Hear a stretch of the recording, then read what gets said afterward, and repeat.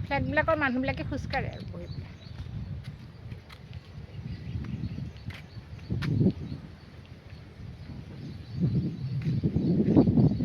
লেকৰ কাৰণে চেণ্ট্ৰেলৰ পৰা পইচা আহে নেকি? লেকৰ নামত চেণ্ট্ৰেল গভৰ্ণমেণ্টে ইণ্ডিয়া গভৰ্ণমেণ্টে চাফা কৰে। ইণ্ডিয়া গভৰ্ণমেণ্টৰ দায়িত্বত এই লেকবোৰ আছে। তেওঁলোকে এইবিলাক পৰিষ্কাৰ কৰি ৰখা এইবিলাক কাম কৰি থাকে, কাম কৰে। গতিকে এনেকৈ আমাৰ ঠাইবিলাকতো এনেকৈ সৌন্দৰ্যৰে সজাই দিলে নিশ্চয় পৰ্যটক বৃদ্ধি হ'ব। পৰ্যটনৰ ক্ষেত্ৰত এটি ভাল পদক্ষেপ হ'ব পাৰে।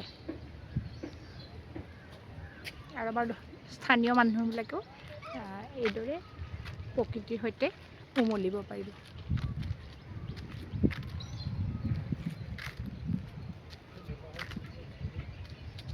ইয়াত মেডিটেশ্যন চেণ্টাৰবিলাক আছে, তেওঁলোকেও আহি এইবিলাক ঠাইত ধ্যান কৰা আৰু বিভিন্ন ধৰণৰ তেওঁলোকৰ কাৰ্যসূচী ইয়াতে অনুষ্ঠিত কৰে। এইবিলাক ঠাইত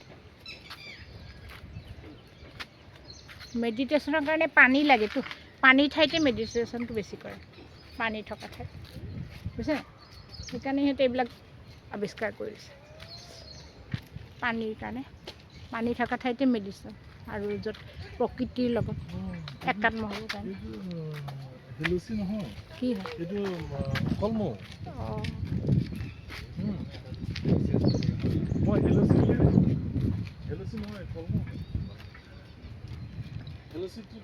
চৰাই কলমৌ শাক।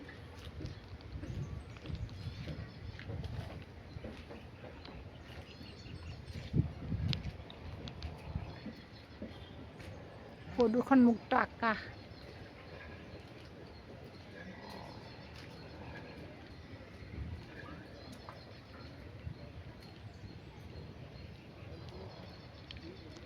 আকাশ আৰু পানী, পানী আৰু আকাশ।